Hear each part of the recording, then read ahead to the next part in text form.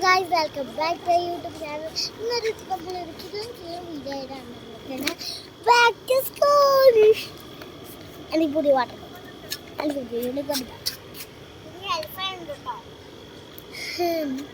കുറെ നാള് വീട്ടിലിരുന്നിട്ട് സ്കൂളിൽ പോകാനിച്ച് മടിയൊക്കെ ഉണ്ട് ഗൈസ്.